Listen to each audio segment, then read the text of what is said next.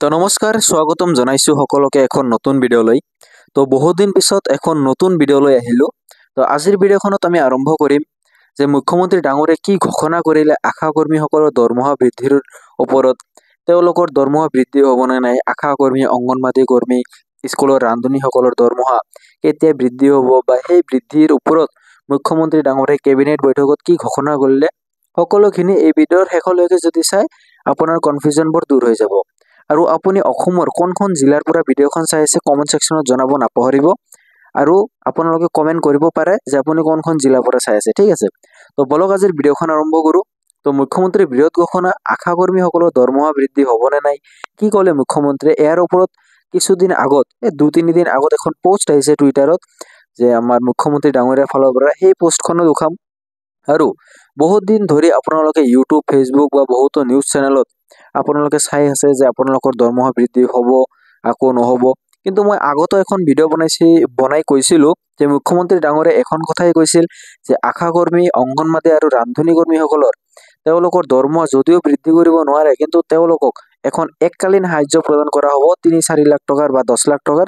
এখন কি এককালীন সাহায্য প্ৰদান কৰা হ'ব আপোনালোকৰ বাবে।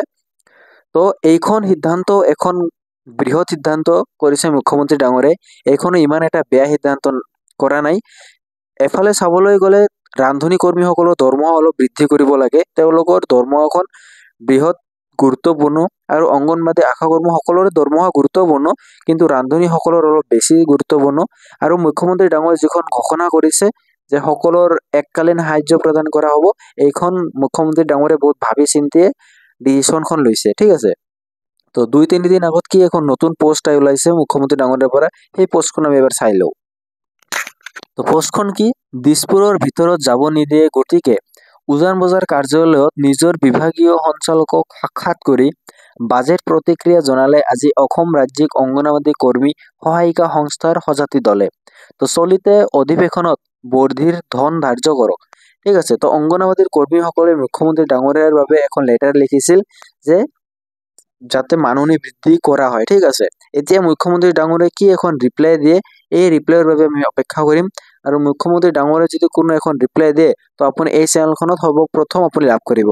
তো ইয়াৰ বাবে চেনেলখন ছাবস্ক্ৰাইব কৰিব আৰু ভিডিঅ'খন অৱশ্যই লাইক কৰিব, ঠিক আছে। আৰু এনেকুৱা ধৰণৰ ইম্পৰ্টেণ্ট ভিডিঅ' চোৱাৰ বাবে ভিডিঅ'খন এতিয়াই লাইক কৰক আৰু চেনেলখন ছাবস্ক্ৰাইব কৰক। তো বলক আজিৰ কাৰণে বিদায় লৈছোঁ। আৰু আপোনালোকে কোনখন জিলাৰ পৰা মোৰ ভিডিঅ'খন চাইছে অৱশ্যই কমেণ্ট কৰিব নাপাহৰিব।